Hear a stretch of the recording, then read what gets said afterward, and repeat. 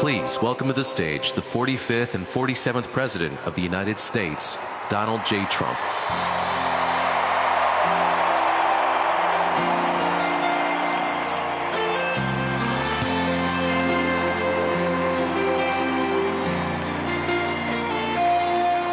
If tomorrow all the things were gone, I'd work for all my life, and I had to start again with just my children and my wife.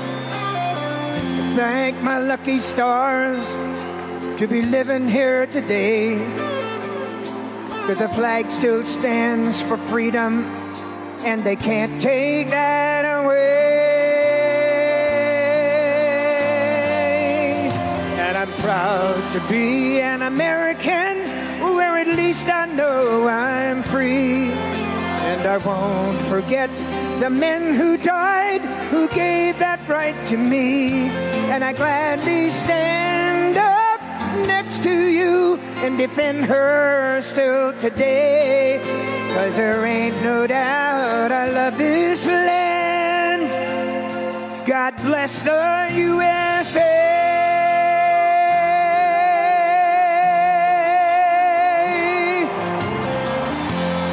America, for Charlie Kirk.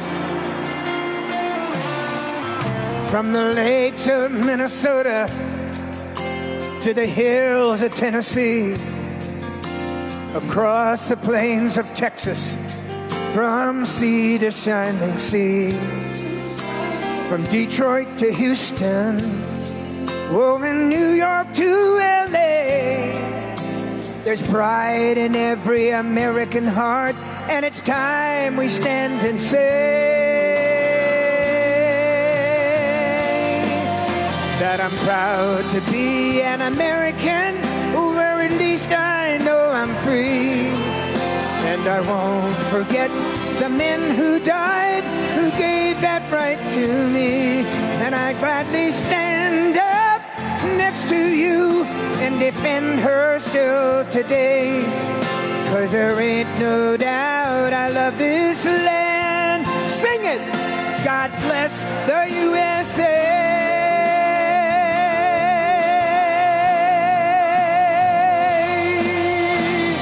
And I'm proud to be an American, where at least I know I'm free. And I won't forget the men who died, who gave that right to me. And I gladly stand up next to you and defend her still today. 'Cause there ain't no doubt I love this land. God bless the USA.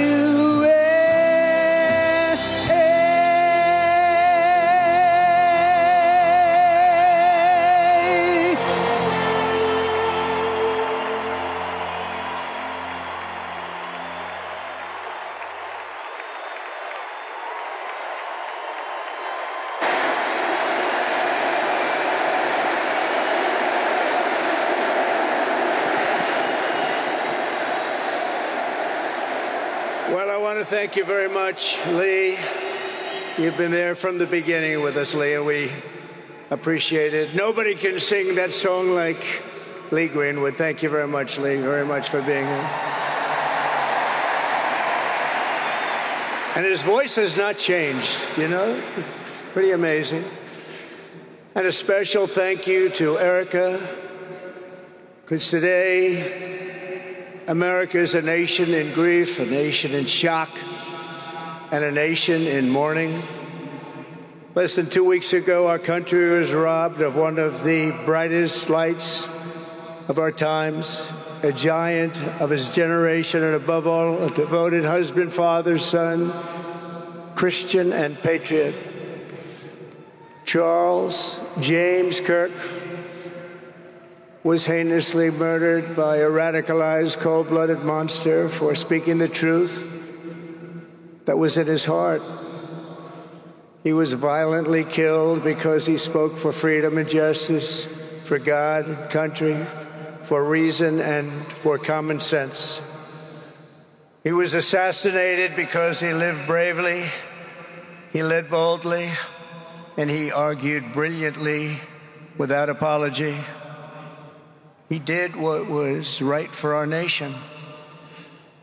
And so on that terrible day, September 10th, 2025, our greatest evangelist for American liberty became immortal. He's a martyr now for American freedom. I know I speak for everyone here today when I say that none of us will ever forget Charlie Kirk, and neither now will history.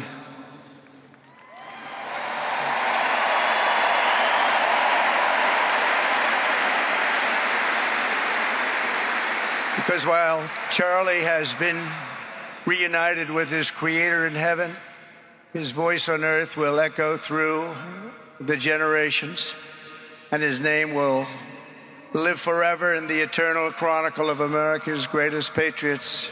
He will live forever. To Charlie's incredible and beautiful widow, Erica, we know the weight of this monumental loss is almost unbearable.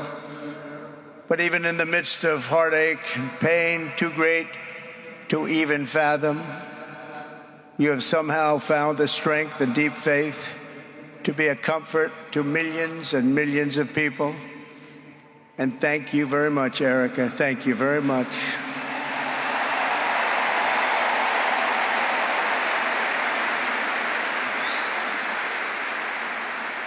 Today, an entire nation wraps its loving arms around you and your beautiful children.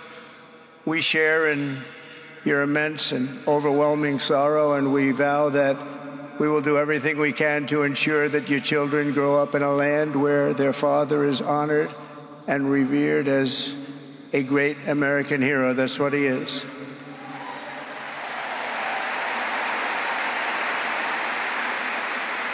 To Charlie's parents who lost their beloved son, and to the entire Kirk family, we know that no words can ever be enough to fill the void he leaves behind. That's a void that just can't be filled. But I hope the extraordinary outpouring of emotion over these past 11 days has comforted you with the knowledge that your son brought more good and love into this world in his 31 short years than most people, even very, very successful people, can bring in a lifetime.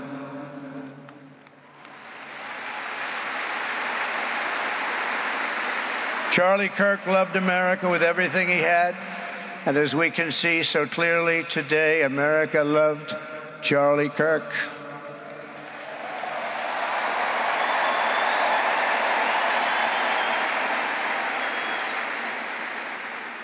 And he could always draw a big crowd. Look at this today. Look at what's gone on.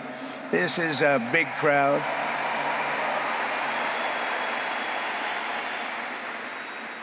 Here today we have the Vice President of the United States, J.D. Vance.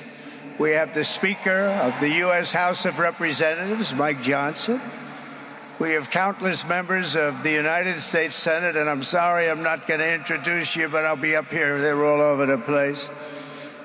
And likewise, the House of Representatives, they're all over this big stadium. This is not an arena, this is a stadium. Our great cabinet and this stadium packed with rafters of people, not to mention the one across the street that also has tens of thousands of people, and they're watching us on screen right now.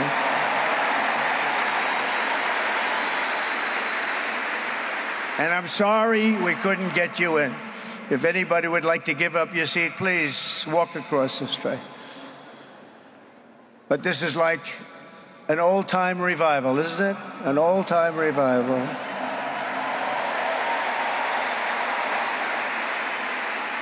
For millions of Americans, especially young people, it is agonizing and unthinkable to say goodbye to a patriot whose heart still had so much to give. It's so much. Raised in the suburbs of Chicago, Charlie was filled with a patriotic spirit from his youth, and he was an all-American in everything he did. And one of the last things he said to me is, "Please, sir, save Chicago. We're going to do that. We're going to save Chicago from horrible crime.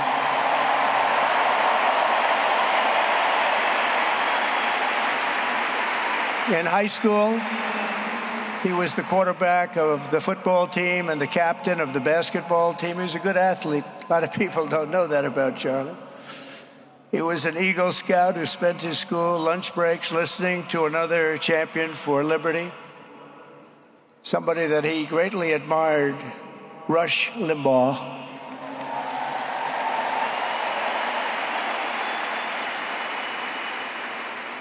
But what was even more important to Charlie than politics and service was the choice he made in the 5th grade, which he called the most important decision of his life, to become a Christian and a follower of his Savior, Jesus Christ.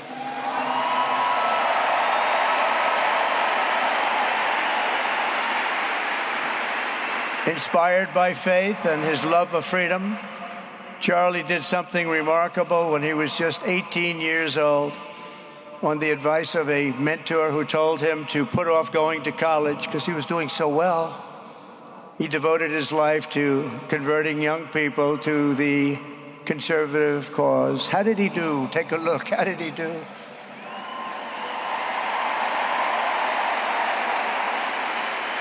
In 2012, 2 days after graduating high school, and with just $1,800 in his pocket, the young man from Illinois, who no one had ever heard of, started an organization whose grand ambitions were captured in its name, Turning Point USA. Great name.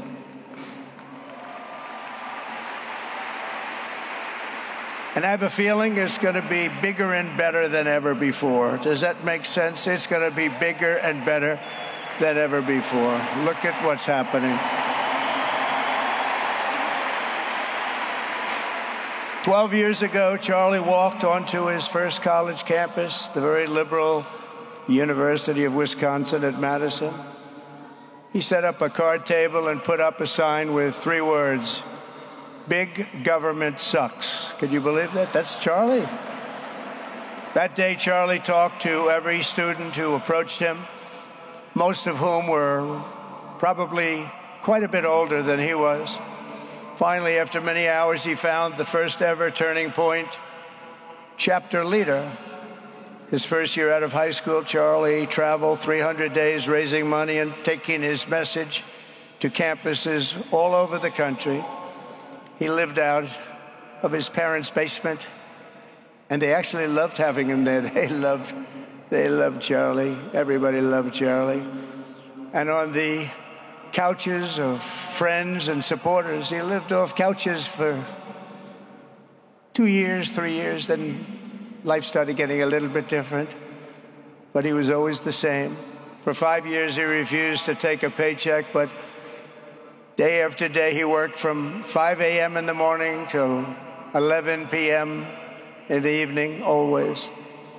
His staff remembers that he wore Walmart jeans and T-shirts from the Goodwill store. Remember the Goodwill store?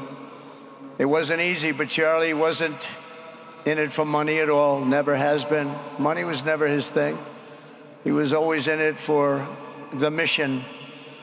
As he liked to say even back then, we have a country to save.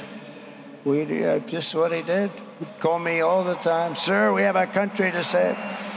I said, "Charlie, thanks very much for telling me that. I appreciate it." Charlie volunteered for my 2016 campaign and traveled the nation with my son, Don, and Eric. I got to know him very well and saw immediately that Charlie was actually a master builder of people.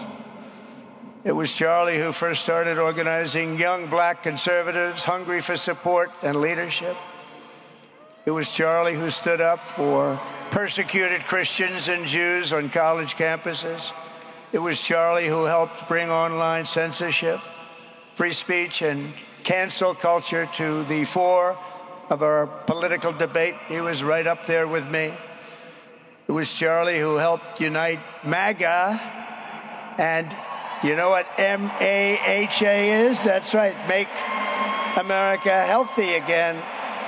And tomorrow we're going to have one of the biggest announcements, really medically, I think, in the history of our country. We're going to be doing it with Bobby and Oz and all of the professionals. I think you're going to find it to be amazing.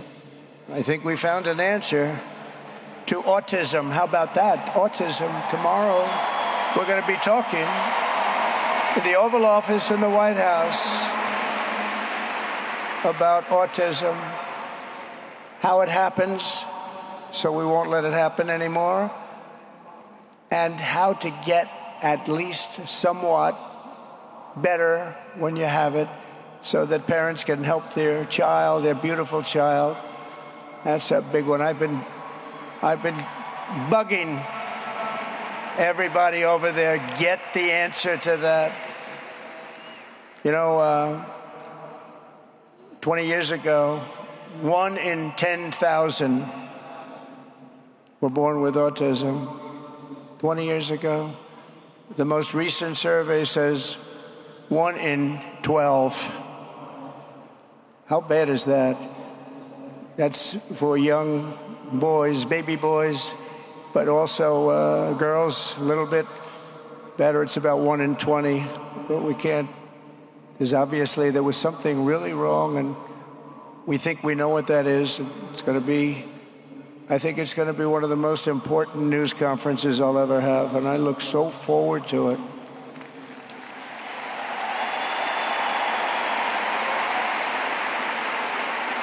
And you know who else looked forward to it? Because he knew. I'd tell him a little bit about what was going on. Was Charlie. He would have been front row center, believe me. We'll be missing him tomorrow. It was such a big deal for him, too.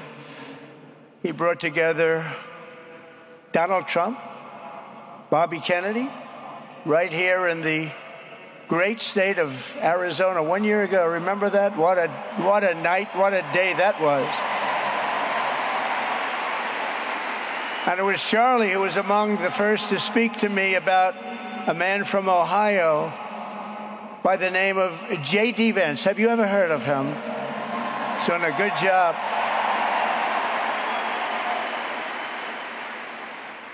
But Charlie would often call me, sometimes the night before a big event, the other side of the country. And he'd ask me, he'd say, do you think you could come and speak at the event? The following day, right? I'd say, Charlie, I'm the president of the United States. You want me to travel 4 hours by plane? And you know, sometimes I did it. He was a very good guy. He was a very convincing guy. He didn't stop, but he would ask for things like that. Sir, could you be tomorrow in California? I said, Charlie, give me a break, please. He just wouldn't stop. And he succeeded. But I almost always went because you never wanted to let Charlie down. He worked so hard. You just didn't want to let him down. I felt guilty. He'd make me feel very guilty. As president, many people asked me for things, but Charlie was one of the few who always gave more than he took. He was a giver, much more than a taker.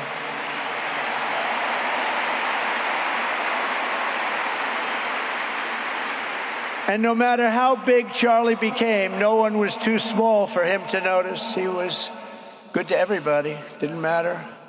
Several years ago, a fourth grader asked Charlie to appear on his podcast, which was probably only watched by the parents of that fourth grader. And Charlie, who was actually pretty hot at the time, to be honest, he agreed, and the boy asked for advice. Charlie replied, the left, I call it the radical left. I call it sometimes the radical left lunatics. But Charlie didn't say that. He called it the left. He was probably right, but I can't help it. I can't help it. So he said the left, radical left lunatics, may have all the money in the world, but they can never outwork me. I will wake up as early as I need to about himself. I will stay up as late as I need to, and I will never stop fighting for our country. And he did this until his dying breath. That's what he was doing. That's what he was doing. Think of it. Wow. What a horrible moment. I was in the Oval Office when I heard they came in, and it was like a surreal experience, a terrible, terrible. I had some very big people in the Oval Office, and I was in the midst of a very important conversation for our country, big people, the biggest. And I said, you have to leave now. When they told me that, they told me in front of a group of very powerful people, I said, you have to leave now, right now, please. Right now. You have to leave. Go. By his own determination and skill, Charlie Kirk built Turning Point from his humble beginnings, the beginnings that nobody believed could ever end up something like this, into a great movement and a juggernaut of American politics. And, you know, we have a massive stadium loaded up with people, but he got tremendous crowds before he had this kind of horrible news and before we had to hear what happened so terribly. He delivered more than 250 speeches a year at over 200 colleges and universities, and that was at a time when it was not really vogue to go to colleges and universities if you were a conservative. It really took great courage.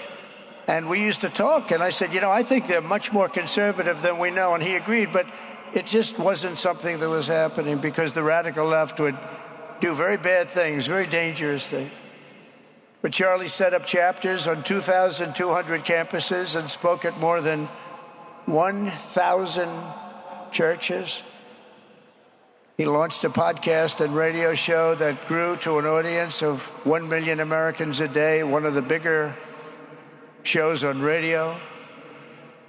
And Charlie didn't just bring young people into the movement.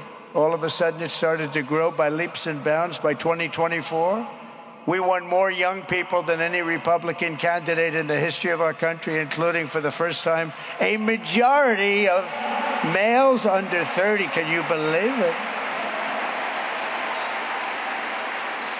Remember when Republican presidential candidates would get 4%?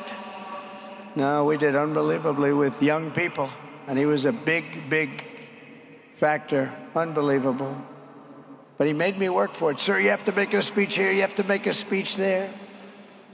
But we did it, and we won, and our country is doing unbelievably well now. We had a country that was dead 1 year ago, and now we have the hottest country anywhere in the world. And Charlie helped us make it that. One of the great people. But through it all, the core of Charlie's message and his basic method never changed. It never really changed. He stayed the same person also. At every campus event, Charlie asked the people who disagreed with him to come forward, and instead of silencing them, he handed them a microphone and let them speak. And he'd convinced so many of them. It was a pretty amazing thing to watch, actually. Shortly before Charlie arrived on campus, the day he was assassinated, a staff member texted him that there were many critics and students who were opposed to his views, and rather strenuously in the crowd. And that actually made him feel good because he wanted to convince them. He understood. He really did. He understood what was right. And he was right about that. A lot of it was based on common sense, by the way. Charlie wrote back to the staff member saying, I'm not here to fight them. I want to know them and love them, and I want to reach them and try and lead them into a great way of life in our country. In that private moment on his dying day, we find everything we need to know about who Charlie Kirk truly was. He was a missionary with a noble spirit and a great, great purpose. He did not hate his opponents. He wanted the best for them. That's where I disagreed with Charlie. I hate my opponent, and I don't want the best for them. I'm sorry. I am sorry, Erica. But now Erica can talk to me and the whole group, and maybe they can convince me that that's not right, but I can't stand my opponent. Charlie's angry. Looking down, he's angry at me now. He wasn't interested in demonizing anyone. He was interested in persuading everyone to the ideas and principles he believed were good, right, and true. Before each appearance, he prayed these words: God, use me for your will. Always said the same thing: use me for your will.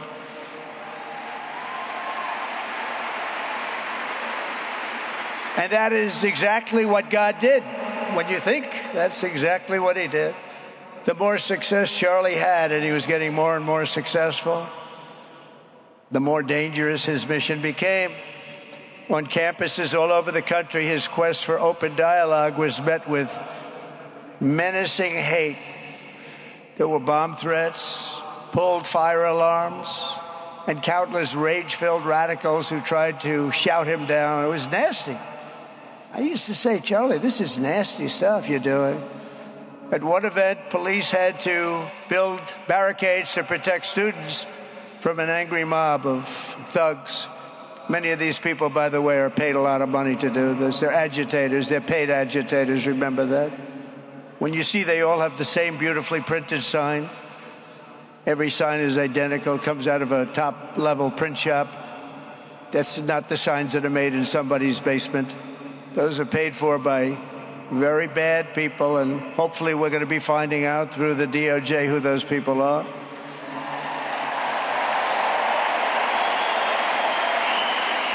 At another college, Antifa terrorists shattered windows, threw rocks, and tried to storm the building where Charlie was speaking. It was a really bad one. Often dozens of police officers were needed to prevent left-wing violence. And the violence comes largely from the left. You don't hear that from too many people, do you? And virtually every day for years before he was murdered, Charlie received these horrible death threats. People don't know. I used to talk to him about it. He said, I got some threats. He always felt that when they actually made the threat, they were not the ones to worry about. The ones to worry about were the ones that don't make the threats. And I think you know what I mean. He knew the risk, but he and I shared a certain motto: never back down and never, ever surrender. Just don't surrender, never back down. He believed in it so strongly. So strongly. And he's right. He's totally right. The radicals and their allies in the media, sometimes referred to, as my son said, the fake news media, tried to silence Charlie for a simple reason: because he was winning, and he was winning big. He was taking over college campuses, colleges that had, in theory, only very liberal, or as they like to say, progressive. I call them liberal, but they like to call themselves, because such a beautiful word, progressive. They're the opposite of progressive, if you think about it. But they were really nasty, and he would go into these colleges. All of a sudden, within 2 years, 3 years, they turned into bastions of conservatism. It was really quite amazing to see. They lied about him because they did not want you to listen to him or to learn from him, because what he was talking about and even preaching made so much sense. Everywhere he went, he won the debates, he won the hearts, he won the minds, and yes, he won the elections for people. He helped us, he helped other people. We won the biggest election in the history of our country, I believe.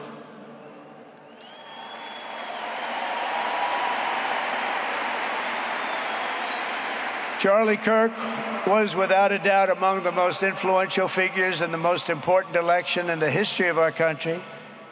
The election of, that beautiful day, November 5th, 2024. Do you remember that day? It was 9 months ago. What a day that was. I mean, we had a pretty good day in the first one. And I must tell you, on the second one, we had a phenomenal day. But a lot of bad things happened. And now that's not even questioned. They cheated like dogs. But we got them back, didn't we, huh? Got them back. But we owe Charlie a profound and eternal debt of gratitude now.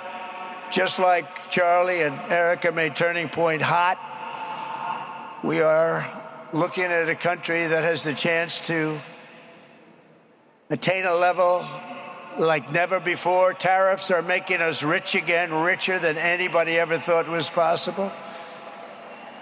And the only one challenging them are people that hate our country or foreign countries that are paying a price, because they did the same thing to us for years. They took advantage of us, but we're making money. We're becoming richer and richer, and we're taking care of our people better and better when we do that. And we can take care of other countries better and better, but we're doing unbelievably well. The tariffs have really been a hold. The election was big, but the tariffs, because of the election, came in. And remember, other nations do that to us. And Charlie understood that. He saw the money. He saw what was coming into our country, and we can use that for Medicare, Medicaid, Social Security, all of these things that we fight so hard for. And that's exactly what's happening. The numbers are incredible. When the news finally came out on election night last November that the race was officially won, came out pretty early in the night. Charlie was live on camera. In that moment, he was overcome with emotion. I've never seen him like this. He was so happy. For a long while, he said nothing. His eyes were filled with tears, and then he buried his face in his hands and he started crying. That wasn't the Charlie I knew, but in thinking about it, it actually was the Charlie I knew, because he had a tremendous heart. He just wanted what was good for our country, and he saw us going in such a horrible direction. Lovingly, Eric, and this was so beautiful, Erica put a MAGA hat on to cover his bowed head. I like that very much. MAGA, we love. Does everybody love MAGA? Make America great again.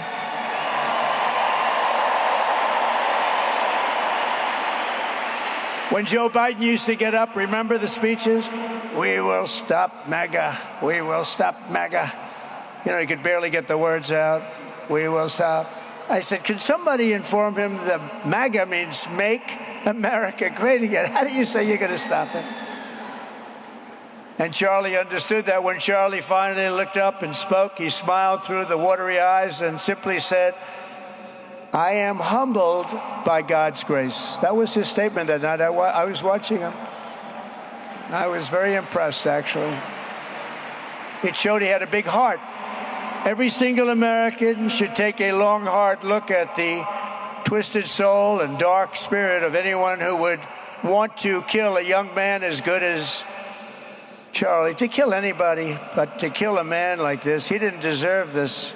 He didn't deserve this. Our country didn't deserve this. And anyone who would make excuses for it are just out of their mind. Charlie's murder was not just an attack on one man or one movement. It was an attack on our entire nation. That was a horrible attack on the United States of America. It was an assault on our most sacred liberties and God-given rights. The gun was pointed at him, but the bullet was aimed at all of us. That bullet was aimed at every one of us. Indeed, Charlie was killed for expressing the very ideas that virtually everyone in this arena and most other places throughout our country deeply believed in.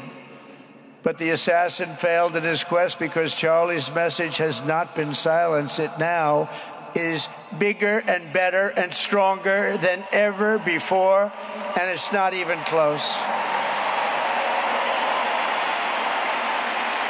And it's rare that such a thing happens, but Charlie is bigger today than he was. Think about it.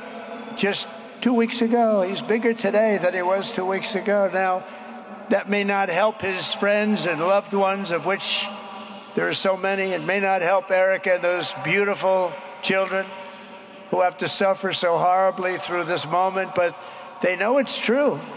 He's bigger now than ever before, and he's eternal. He's eternal. And I just want to say we love him. And he's looking down at us right now, and he's saying, wow, that's a great crowd. He's saying, that's a great crowd.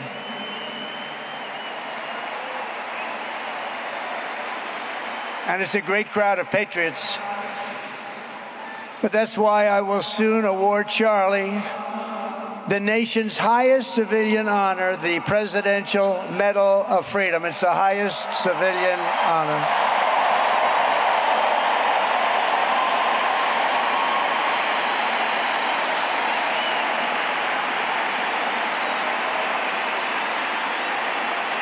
And we will do the ceremony at our beautiful White House in a very safe Washington, D.C., a place that Charlie truly revered. You know, we stopped the crime in Washington. Took 12 days. Now you can go to restaurants. You can walk down the middle of the street with your wife. You can have your wife walk alone down the middle of the street. She's going to be in good shape. What a difference. What a difference good management really makes. But I'm so proud of that Washington, D.C. You know, it's one of the worst in the nation, in the world. And now it's considered a very safe city. And it's also, I passed it yesterday, I went through it, and the lawns are good. It's like a different place. It's like the tents are gone, the threats are gone, the gangs aren't there. We got rid of, we took out 1,500 career criminals, 1,500. If you have 3 career criminals, that can make a big difference. But I'm so proud of Washington, D.C., and now we're going into Memphis, and we'll get that one straightened out fast. And then we're going into some others, but we're going to go to Chicago, and we're going to have Charlie very much in mind when we go into Chicago, and we'll get that one straightened out. You have an incompetent governor who he thinks it's okay when 11 people get murdered over the weekend. He thinks you don't have any crime when 11 people get murdered and 28 people get shot. He says he's got crime. No, they don't have it under control, but we'll have it under control very quickly. So we're going to be doing that. And Charlie loved what we were doing. He was so proud of what happened. He was there to see it. He's so proud of what happened in Washington, D.C. As you know, the depraved assassin who planned and executed Charlie's killing has been arrested and charged with capital murder. God willing, he will receive the full and ultimate punishment for his horrific crime. It's a terrible thing. Because you can't let that happen. You can't let that happen. Can't let it happen to a country. The Department of Justice is also investigating networks of radical left maniacs who fund, organize, fuel, and perpetrate political violence. And we think we know who many of them are. But law enforcement can only be the beginning of our response to Charlie's murder. Over the last 11 days, we have heard stories of commentators, influencers, and others in our society who greeted his assassination with sick approval, excuses, or even jubilation. You've heard that. So have I. Couldn't believe it. Some of the very same people who spent the last 8 years trying to sit in moral judgment of anyone who disagreed with them about politics suddenly started cheering for a murder. Incredible. You know the names. They're major losers, by the way. That will be proven out in a short period of time. Some of the very people who call you a hater for using the wrong pronoun were filled with glee at the killing of a father with 2 beautiful young children. And the same commentators who this week are screaming fascism over a canceled late-night TV show where the anchor had no talent and no ratings. Last week were implying that Charlie Kirk deserved what happened to him. No side in American politics has a monopoly on disturbed or misguided people. But there's one part of our political community which believes they have a monopoly on truth, goodness, and virtue, and concludes they have also a monopoly on power, thought, and speech. Well, that's not happening anymore. We've turned that corner very quickly. Tragically, atrocities of this kind, and kind that we saw in Utah, of all places, are the eventual consequence of that kind of thinking. If speech is violence, then some are bound to conclude that violence is justified to stop speech. And we're not going to let that be justified. The tradition of reason and open debate that Charlie practiced is not a pillar of our democracy. In many ways, it's the basis of our entire society. It's the right and inheritance of every free American, the greatest legacy of the Enlightenment, and among the most treasured achievements of civilization. We will defend it at all costs, and we will carry forward the torch of liberty that Charlie Kirk held so proud and so high. He was so proud, and he did hold that torch high. We will never, ever let it fail. We will never let it fail. But we're going to raise it higher than ever before. It's going to be raised, and this is the beginning. Perhaps it should be no surprise that Charlie, who spent his life speaking with the critics of these traditions, ultimately became convinced that we needed not just a political realignment, but also a spiritual reawakening. We did. And we have to bring back religion to America, because without borders, law and order, and religion, you really don't have a country anymore. We want religion brought back to America. We want to bring God back into our beautiful USA like never before. We want God back.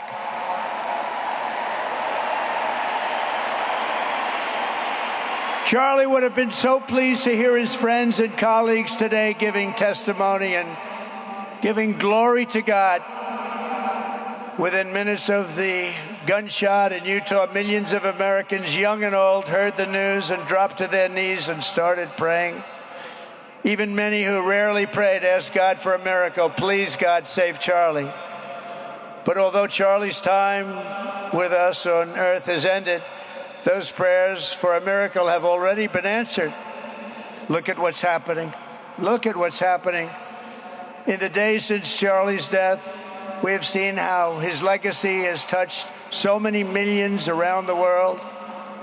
In Calgary, Canada, thousands gathered at City Hall to sing the American national anthem and raise up posters with the name Charlie Kirk. In Seoul, South Korea, crowds gathered to wave American flags and shout, "We are for Charlie Kirk." His memory has been honored in the streets of Berlin, Warsaw, Vienna, Sydney, Madrid, London, Tel Aviv, and all over the world.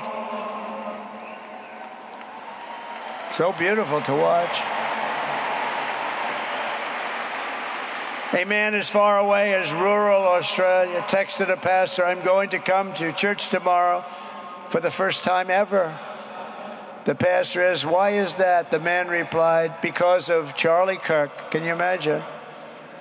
The lesson of Charlie's life is that you should never underestimate what one person can do with a good heart, a righteous cause, a cheerful spirit, and the will to fight, fight, fight.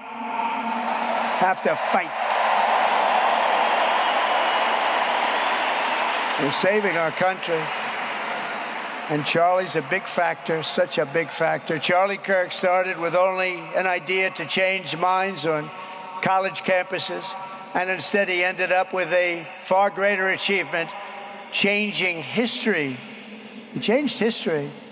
Today, Charlie Kirk rests in glory in heaven for all eternity. He has gone from speaking on campuses in Wisconsin to kneeling at the throne of God, where he is right now.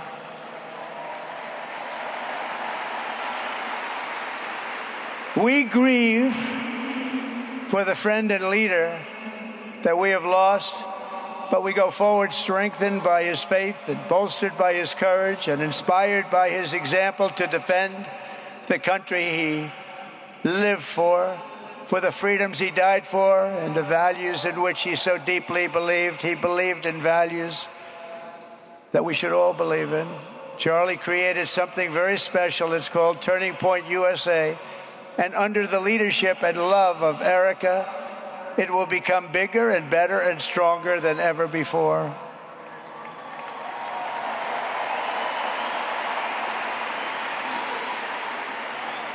So, Charlie, we all want to thank you.